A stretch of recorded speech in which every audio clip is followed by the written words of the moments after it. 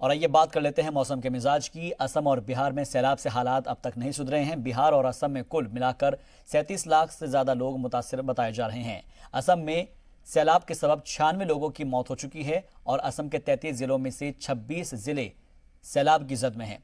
असम में 28 लाख लोग सैलाब से मुतासिर हैं, तो वहीं बिहार के 10 जिले सैलाब की जद में हैं। बिहार में सैलाब से अब तक 10 लोगों की मौत हो चुकी है।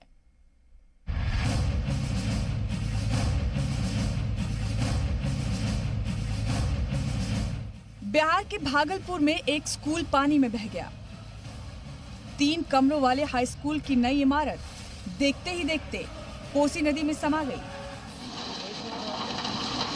चलो चलो ठोकर बनेगला ठोकर ठोकर की बनते कुंडे छे। अब बिहार के समस्तीपुर की तस्वीर देखिए। बच्चे अपनी जान बचाने के लिए घरों की छत पर चढ़कर बैठे हैं। घरों में पानी भर गया है।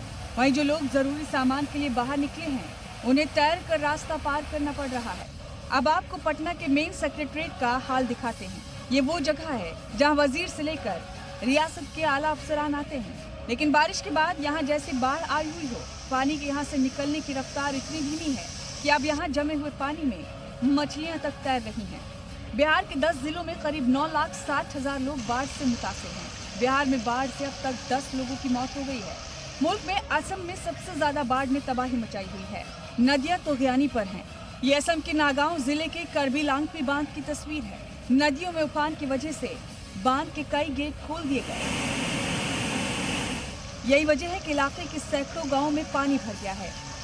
गांव में हर तरफ नदी का बहाव दिखाई दे रहा है। जमीन में कटाव शुरू हो गया है और कई जगह सड़क बह गई हैं। असम के 26 जिलों में 28 लाख लोग बाढ़ से मुतासिर हैं। असम में बाढ़ से अब तक 96 लोगों की मौत हो चुकी है। काजीरंगा में बाढ़ से 123 जानवरों की मौत हो चुकी है और करीब 150 जानवरों को बचाया गया है। ब्यूरो रिपोर्ट, जी मीडिया।